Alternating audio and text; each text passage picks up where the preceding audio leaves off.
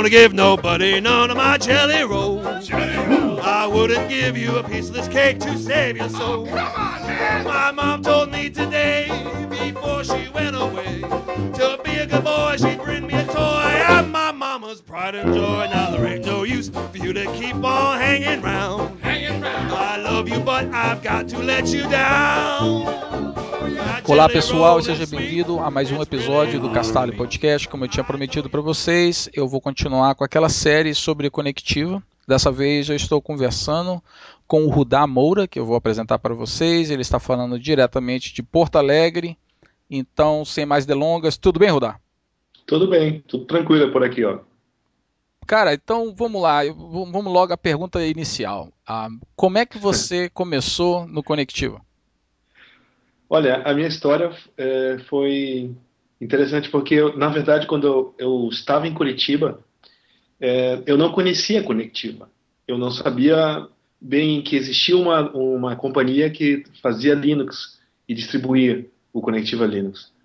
O que aconteceu foi que em 99 eu estava meio que insatisfeito com o mestrado, eu estava precisando de trabalhar mesmo, mas não sabia o que eu poderia encarar, né, de serviço, porque eu também estava muito ainda querendo fazer o mestrado. Aí uma colega minha do mestrado me disse que tinha uma empresa que trabalhava com Linux, e ela sabia que eu gostava de Linux.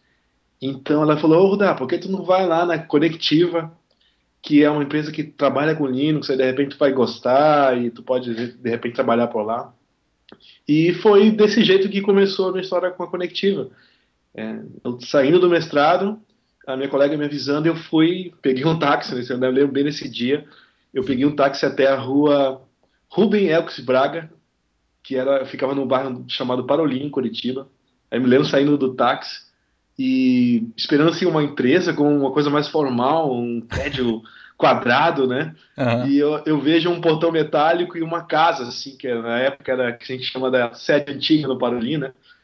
E então eu fiquei assim: fazer uma casa, cara. Será que eu tô no lugar certo? Aí eu olhei, tinha uma plaquinha escrito Conectiva ali, Conectiva, na verdade, não Conectiva ali, né? Conectiva. Uhum. E aí eu fiquei sabendo, não, é aqui mesmo.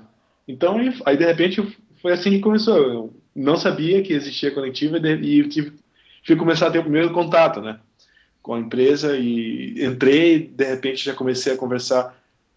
Que eu me lembre foi com o Arnaldo. Foi a primeira pessoa que eu... Não, foi com o Aurélio, que é o conhecido como Verde também. Ele conversou comigo e a gente começou a ter o primeiro contato, na verdade, na Conectiva. Eu procurei ver o site da Conectiva para saber o que era a história, né, antes, né, da Conectiva.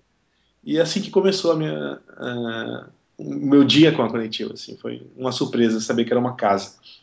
Então, o que você estava estudando? Porque então você não estava satisfeito com o mestrado, aí você parou ele para poder trabalhar, foi isso? Eu, na verdade, estava precisando de grana, né, cara? Então, eu não sou de Curitiba, eu não sou de Belém do Pará, então eu fui para Curitiba estudar, mas eu estava sem bolsa e foi uma coisa assim que eu estava precisando trabalhar. E daí eu queria ir para fazer alguma coisa, mas também não queria que fosse em qualquer lugar. Então, de repente, a minha amiga me avisou lá do mestrado e eu fiquei interessado e resolvi encarar. Foi assim que é a história, mais ou menos. E o que você estava estudando? Estava estudando teste de software. Uma coisa bem formal, não é teste que a gente usa agora que também até comum, né? Mas era uma coisa mais formal, com métodos formais e saber como é que funciona, como é que a teoria do teste, né? Aquelas coisas assim, tipo, você nunca pode provar que um programa não tem bugs, essas coisas assim mais de academia, e de repente eu não estava muito satisfeito com isso também e queria dinheiro porque não estava dando para ficar só estudando, então foi a hora de resolver mudar. E o Conectiva foi uma sorte grande da minha vida. Eu acho que é uma coisa que eu gosto assim, de pensar, que a gente às vezes está num lugar que é um atrator de várias pessoas interessantes no momento certo. Então a Conectiva, nessa época, para mim, foi tudo isso, assim, sabe? Um negócio que foi a redenção, assim, eu encontrei lá o que eu estava procurando realmente. Pô, que massa, cara. Foi. Eu já gostava de Linux antes de ir para a Conectiva. Eu tive contato em 95, né? Foi a primeira distribuição que eu instalei, foi um Slackware. E me penei todo para poder conseguir instalar o Slackware, mas eu já tinha bastante domínio até antes de chegar na Conectiva. E quando eu entrei na Conectiva, eu comecei a trabalhar com o pessoal de suporte, de dar suporte aos usuários do Conectiva Linux. E na época eu me lembro que estava tendo muito atendimento de suporte por causa das revistas, né, que estavam distribuindo no Brasil nessa época. Então era a época do Conectiva Linux 3 e estavam tendo muito necessidade de pessoas no suporte. Aí, então meu primeiro papel lá foi como equipe de suporte. Eu trabalhei com uma galera boa ali, que eu lembro, que é o Miura, o Aurélio o Verde, né, o Elifas, o João, o Neandertal, que a gente chama de Neandertal. Teve uma série de pessoas ali que começaram na equipe de suporte. O Guilherme Mânica, que foi uma pessoa que também, depois a gente foi para uma outra área da Conectiva, que é a distribuição. Então, na nossa fantasia, a distribuição era o ápice para a gente trabalhar na Conectiva, que é o que fazia o Conectiva Linux, né? Uhum. E daí eu fui para essa parte, que é a de fazer o Conectiva. Então, aí eu participei da Conectiva 4, 5 e 6. Então, fui de 99 a 2001 trabalhando na Conectiva, e foi, assim, uma experiência muito legal, assim, porque a gente estava num momento que a gente imaginava assim, ó, nós estamos tava naquela bolha da web, né, Uhum. do final dos anos 90 e do início de 2000. Então, primeiro a gente começou eu vi a empresa pequena, depois eu vi o boom de crescimento quando foi aportado dinheiro, né, pela parte dos investidores. Então, eu vi a empresa crescer bastante. E então, até me perdi, mas assim, foi mais o lance os 3 anos valeram muito na minha vida, foram assim, de amizade. Eu tenho amizades até hoje com as pessoas que eu trabalhei, com até a última pessoa que você falou, primeiro agora foi o Elvis, né, o EPX. Então o Elvis é meu amigo, a gente conversa, tem contato via internet, né, pelos IRC da vida, a gente sempre está conversando que é até o grupo Dudes que a gente chama, né. Os outros amigos também, Aurélio, o Arnaldo, a gente tem contato. Às vezes um pouco mais difícil, assim, a gente não tem mais assim, aquela intimidade, mas a gente sempre tenta ainda se conversar. Então, nesse lado de amizades e lado profissional também, assim, aprendi um monte, porque quando você está trabalhando com gente inteligente, gente que tem o mesmo interesse que o teu, que gosta daquela coisa que está fazendo, que trabalhava praticamente porque gostava, não, era uma diversão aquilo. Então, tu aprende muito com isso, tu aprende pro resto da tua vida. Parece, então, assim, da forma que você descreveu aí, me parece, assim, o mesmo cenário que as pessoas hoje experimentam para quem trabalha para Canonical ou para Red Hat, né, as companhias que estão por trás de uma distribuição. É isso mesmo. Mais talvez até mesmo a Canonical do que a própria Red Hat, já que a Red Hat, apesar que tem o Fedora, ela não tem o mesmo nível de relacionamento, né? Fedora e Red Hat e Canonical e Ubuntu, porque o Ubuntu é a distribuição que a Canonical realmente precisa. Não existe Canonical Linux, existe Enterprise, nada disso, é verdade. E o Fedora é um pouco mais deixado para a comunidade, digamos assim, né? Mas assim, a Red Hat tem um papel muito importante nessa parte de Linux. Então, por outro lado, eles têm desenvolvedores em áreas estratégicas do Linux, né? Então, também a gente tem que respeitar um pouco isso. E o mais engraçado é que a Conectiva, pra gente, como tu falou, era o ápice, como se fosse hoje em dia trabalhar na Canonical mesmo, né? E a gente estava no Brasil, então a gente está trabalhando com tecnologia de ponta, porque, convenhamos, em 99 Linux era tecnologia de ponta para cá. Então, software livre, desenvolvendo GCC, biblioteca C, headers, então aquela coisa toda bem maluca de mexendo com software que é baixo nível. Não é fazer uma aplicação, não menosprezando, mas não é uma aplicação comercial, não é uma coisa assim para um usuário, é uma coisa que tem a ver com como tu constrói um sistema lá embaixo, é a fundação do sistema, né? Então, isso era muito bacana pra gente, na nossa cabeça, na nossa imaginação, né? Porque também a gente viveu aquele momento e ficou muito aquela fantasia daquele momento, né? Então, tinha muito desse lance, a gente tá no ambiente nerd perfeito, então. E isso tem muito a ver com a cultura que tinha na empresa, que talvez a gente pode falar mais a respeito, que é de muita liberdade, muita gente jovem, pessoal trabalhando assim porque gostava, às vezes em horários diferentes, ou então fazendo as coisas que gostava, mas era uma coisa muito de cultura mesmo, cultura hacker, sabe? E isso, pelo menos na equipe que a gente trabalhou, que era a distribuição, que fazia o Connectivity Linux, isso estava muito regado. As pessoas, eles queriam ser especiais, queriam dar o melhor de si, sabe? É uma coisa muito fantástica, né? Então me diz uma coisa, como você começou na área de suporte, qual era o nível de pessoas que você lidava naquele começo? Então, ou seja, vocês estavam distribuindo a revista do Linux, é isso, né? O nome da revista? Na verdade, isso é antes da revista Linux. A revista Linux é um pouco mais depois dessa época, talvez para 2001, 2001. 99 era muito aquelas revistas que lançavam CDs e estavam disponíveis em bancos, era muito comum nessa época. E as pessoas que a gente prestava suporte eram um público que variava muito, a gente que entusiasta, que queria saber o que era instalar um sistema Linux, e pessoas que até tinham algum conhecimento, mas nessa época a gente recebia muito pedido para configurar a interface gráfica, o UX, né?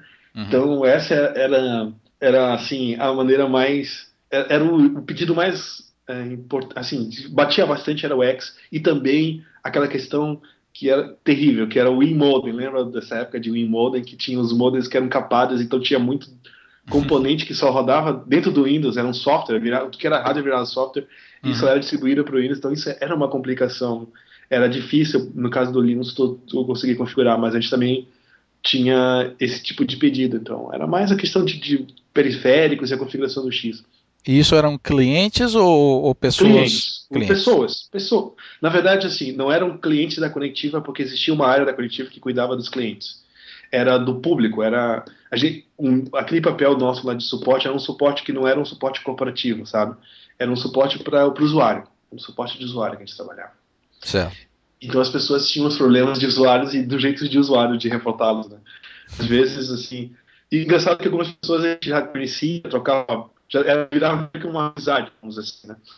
E outras a gente nunca não sabe o que aconteceu e só respondeu, às vezes coisa automática, porque tem roteiro, a gente tinha um roteiro, né, de resposta automática. Outras a gente aplicava, quando não aplicava certo o negócio, não dava certo, a gente tinha que investigar, saber o que estava acontecendo. Então, às vezes o mantra mais engraçado que tinha nessa época era: dava um problema no X, use o X Configurator.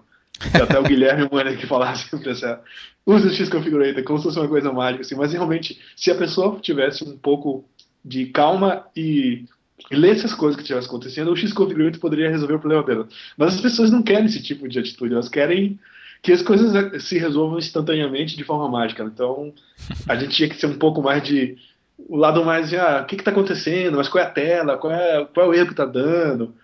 É bem a coisa que quem trabalha com suporte já sabe muito bem, melhor do que eu, como é que resolve essas coisas.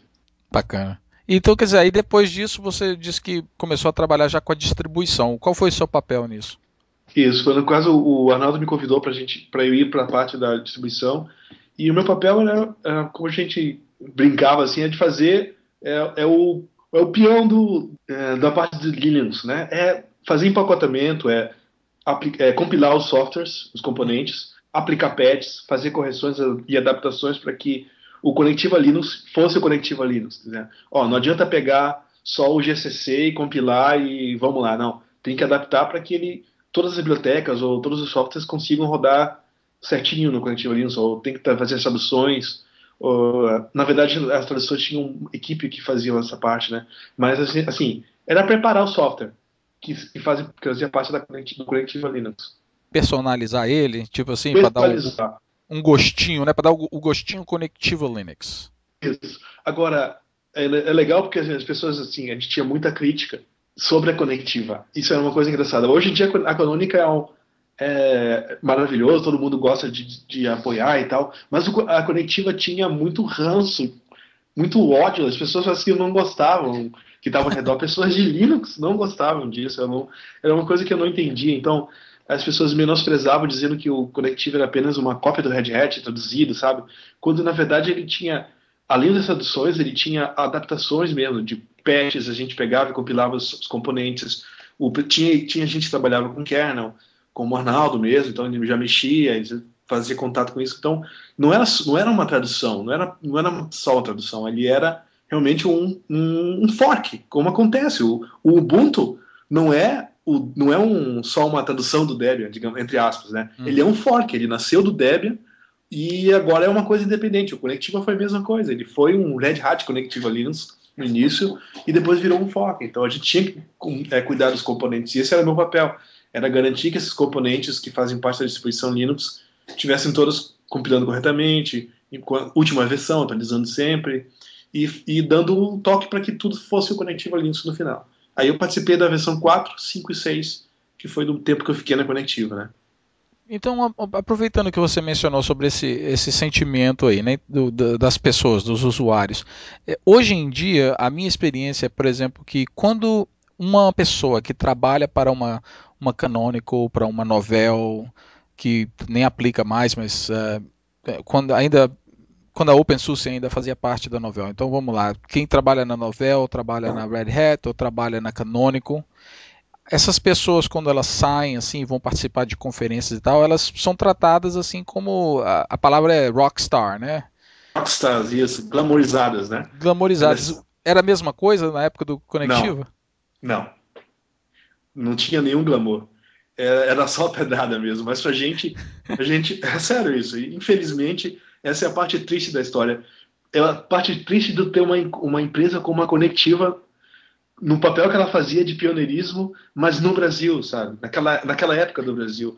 Parece que as pessoas realmente torciam contra, não gostavam, parecia que aquilo não tinha que vencer ou valer, sabe? Porque é brasileiro, então, é brasileiro, só pode ser ruim, sabe? Esse tipo de pensamento que tinha na época, que eu acho que agora acabou um pouquinho isso, eu acho que a gente tem mais valor para o que a gente pode fazer aqui, né? Mas naquela época isso era muito forte, não tinha nenhum glamour a gente trabalhar com Conectiva Linux, então realmente a gente não tinha essa cena de rockstar que hoje em dia tem. Era a única maneira de a gente se tratar bem realmente era entre nós, a gente se sentir e saber que a gente estava fazendo uma coisa especial. E acho que esse era o tipo de atitude que a gente podia ter, porque o que vinha de fora não era nada amigável. Exagerando um pouquinho também, não vamos ser assim tão amargurados com a coisa, né? Mas realmente não era um rockstar. Éramos suburbanos. Algo do tipo assim. Rebeldes underground, vamos dizer assim. Então, e você acha que se fosse sair o Conectiva versão, a segunda versão, né, versão 2.0 do Conectiva, então alguém vai criar um fork, vai pegar um fork do Mandriva, voltar a ser o Conectiva, você acha que ainda existe um mercado para uma distribuição brasileira? Não. Cada distribuição brasileira, eu acho que não existe mercado para nenhuma distribuição, mas tem cada vez mais distribuições. E isso aí não agrega mais nada de novo, não tem nada de interessante para agregar. Eu vejo agora que a gente tem o Ubuntu, tem o Red Hat, tem até, tirando esses dois, assim, o Debian mesmo, né, que tem comunidade e tal, mas não tem mais espaço para esse tipo de experimento como tinha 10 anos atrás. Há 10 anos atrás era experiência, era teste, tudo era novo, é novidade.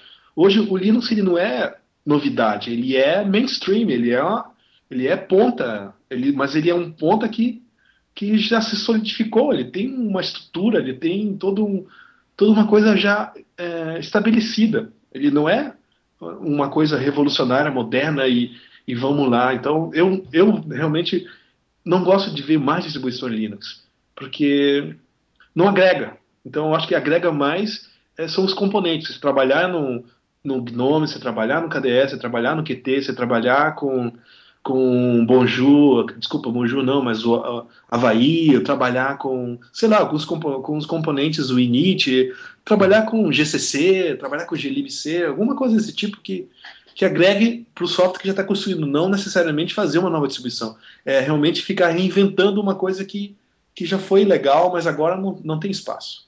É uma opinião pessoal, né? Mas eu tenho essa opinião. Então você concorda então, até com o Elvis, porque foi mais ou menos isso mesmo que ele falou para mim, quando eu perguntei mais ou menos a mesma pergunta para ele, e que o objetivo, ele acha que o que realmente engrandeceria, que adicionaria valor a alguma coisa, seria criar conteúdo, aplicações e tal. E certamente. Tendo uma distribuição Linux já não faz mais sentido, né? Já é coisa do passado. É algo que realmente pegou muito há 10 anos atrás, mas hoje não é um avanço. É apenas fazer seria mais do mesmo. E como que era o dia a dia no escritório para você? Primeiro, a primeira parte da sua vida, ou seja, como suporte, e depois, como que era o dia a dia já quando você já trabalhando na distribuição, especialmente chegando perto do dia que você tinha que fazer lançamento? Tá legal. No caso do suporte, era uma máquina. A gente tinha que responder, e tinha uma competição entre a gente, tipo, entre o Miura, entre eu, o Elifas. A gente sempre tentava fazer quem no dia fazia mais respostas.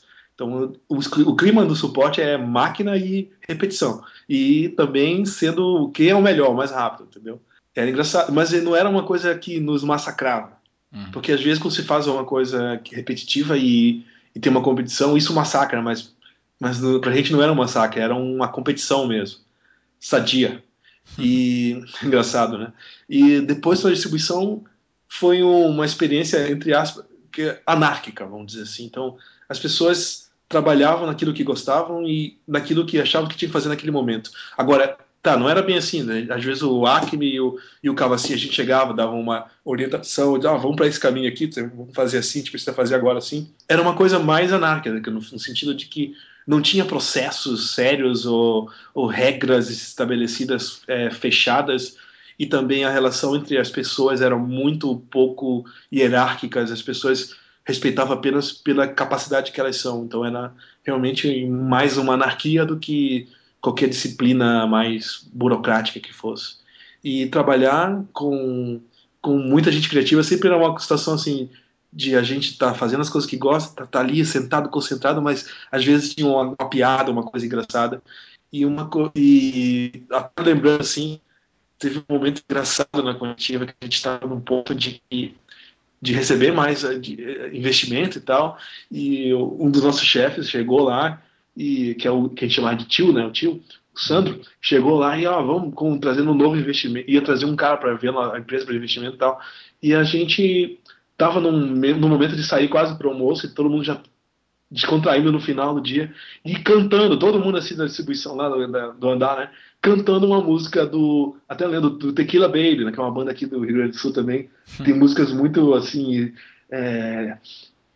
assim, de piada, assim, bem debochadas mesmo, né, e a gente cantando alto, e aí aquela coisa muito, todo mundo empolgado, gritando, aí chega lá o nosso diretor com o investidor, e assim, daquele choque, assim, sabe, imagina o cara que chega assim, um investidor e um bando de criança, digamos, gritando, cantando, assim, de uma maneira bem espontânea mesmo. E a gente não se importou, e começou a cantar mesmo, e ficou assim mesmo, e aí, depois eles saíram, acho que foram para um lugar mais seguro, com gente mais normal, assim, mas isso aí realmente acontecia, era típico da Cognitivo, sabe?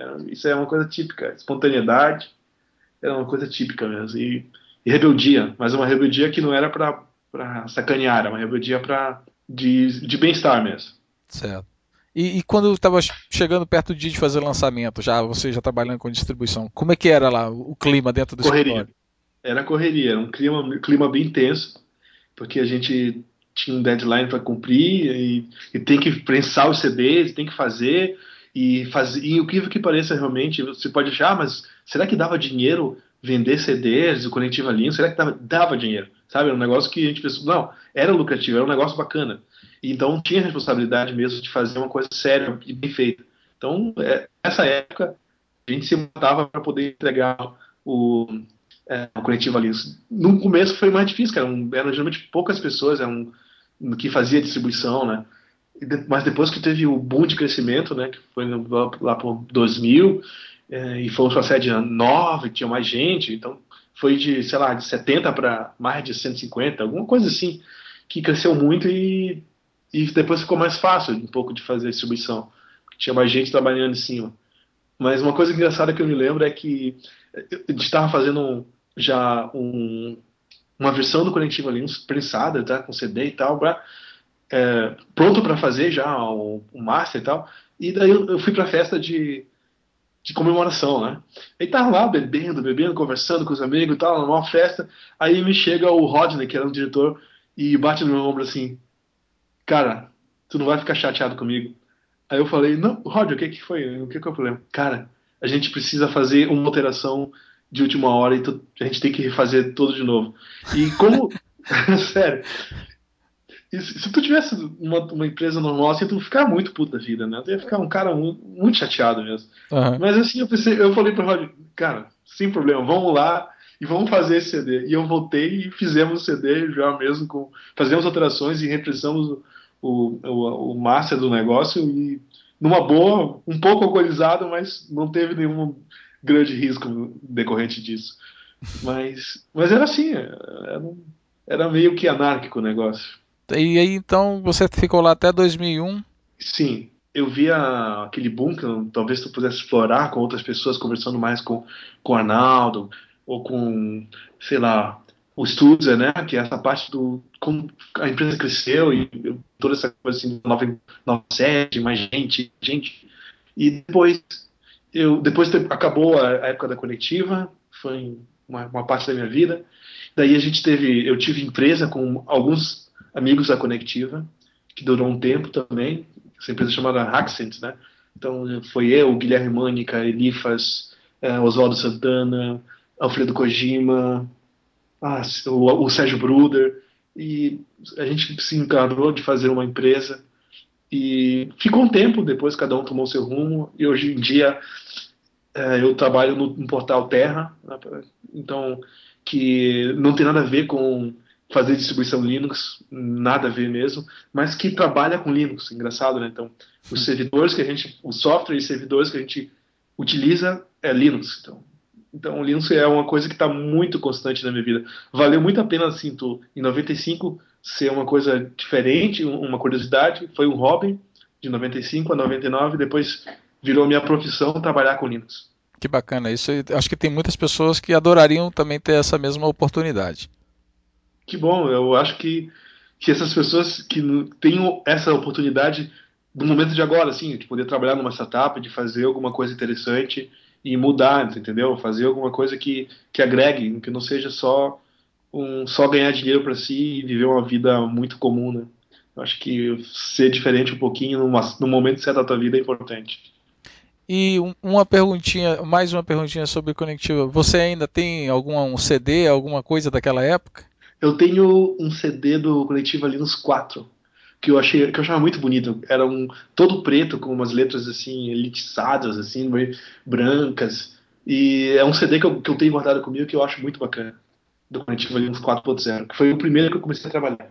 Legal. Então vamos agora mudar de assunto, que já é uma área que eu gosto de perguntar sobre as pessoas, sobre o que eles gostam e o que eles não gostam. Geralmente eu pergunto só o que eles gostam mesmo, mas é para ter uma ideia de como que você é a sua pessoa, além do que você faz e o que você já fez na sua vida, mas é o que você gosta e o que marcou você, o que moldou a sua pessoa. Então vai ser mais ou menos, eu gosto de chamar essa sessão de Top 5, que é onde eu vou perguntar para você, por exemplo, qual é o seu top 5 na área de música? E pode ser cantor, pode ser música específica, pode ser um gênero. Música alternativa, indie, né? Eletrônica, rock, mas que seja alternativa. Eu gosto de New Order, eu gosto de Kraftwerk, eu gosto de Stone Roses, eu gosto de Mutantes, eu gosto Eurotango, então coisas que são diferentes. Então, acho que a tônica da minha vida é gostar um pouco do alternativo. Bacana essa lista aí, bacana. É bem misturada também. Bem misturado. E você tem um top 5 na área de filmes? Filmes, ficção científica estão sempre na minha lista. Matrix, Blade Runner. Eu gosto de Sociedade dos Poetas Mortos. Eu gosto também de 7 Anos no Tibete. E Seven também é um filme legal. Então acho que esses aí também são bacanas. São filmes mais antigos, né? Então... E o interessante é que a sua lista de filmes também é bem misturada os gêneros. Pois é, mas eu também gosto de cultura, nessas coisas, então tem que ter. Eu gosto de conhecer essas coisas novas, boas, diferentes, então, mesmo seja em música, seja em ler, seja mesmo em vídeo, buscar. Então, e na área de livros ou revistas, você tem um top 5 também? Autores ou livros? Eu acho que isso aí já fica um pouco mais difícil, mas assim, leitura técnica eu por incrível que pareça, eu gosto bastante. Tem um livro do Pearl, que não é a minha linguagem favorita, eu gosto muito de Python, mas o livro do Pearl, o Camel Book, do Larry Wall é muito engraçado. O Larry Wall é uma figura muito engraçada, o cara do Pearl.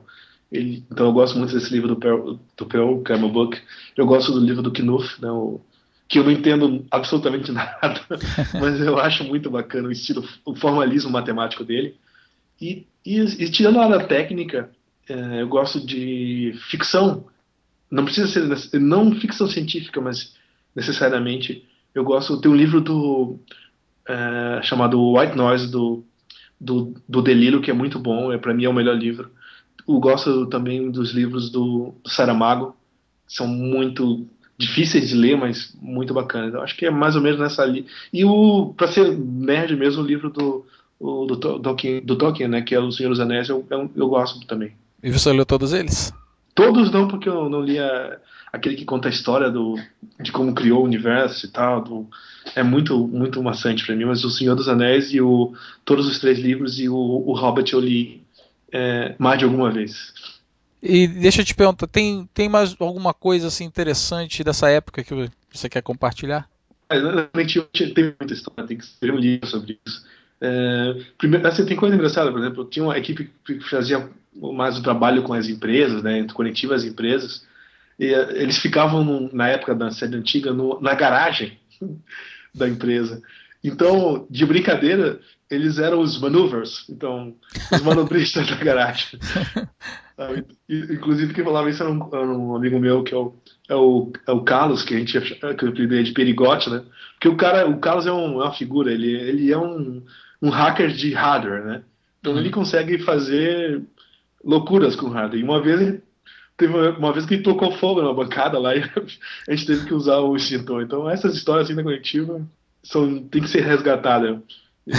E essa é uma delas, né? Os maneuvers lá na garagem e o Carlos Perigotti botando fogo, fazendo martelada. É uma coisa assim muito, muito engraçada mesmo. As pessoas eram legais, as pessoas faziam a diferença ali. São todas, tem alguma curiosidade, alguma coisa assim para contar. Bacana. Olha, a nossa entrevista já está com mais ou menos uns 30 minutos, então acho que chegou num ponto legal para a gente poder terminar ela. Quero te agradecer, cara, por tirar um pouquinho do seu tempo aí, bater um papo comigo e contar tudo isso. Achei muito legal. Tenho certeza que todo mundo que estiver escutando o episódio também vai concordar. E eu vou deixar depois informações de como que as pessoas de repente podem entrar em contato com você ou te acompanhar, se você tem Facebook, Twitter ou blog, essas coisas. Porque é uma história muito interessante que infelizmente eu não pude acompanhar, já que eu não morava aí. E eu só fui saber do Conectiva muitos anos depois. Eu acho que quase já perto do finalzinho, antes de ser vendido pro Mandrake. Então, muito obrigado mais uma vez. Valeu, foi muito. Olha, eu te digo que foi muito divertido, foi legal. Eu gosto de falar dessa época. Acredito que as pessoas também que trabalham aqui vão gostar muito de participar desse tipo de entrevista, porque é muito gratificante falar de uma coisa boa, assim, que foi. Legal. Então, para vocês que estão escutando, eu espero que vocês curtem esse episódio. Vou tentar conversar com mais uma outra pessoa do Conectiva e trazer mais um episódio para vocês em uma semana. Então, até o próximo episódio. Um abraço.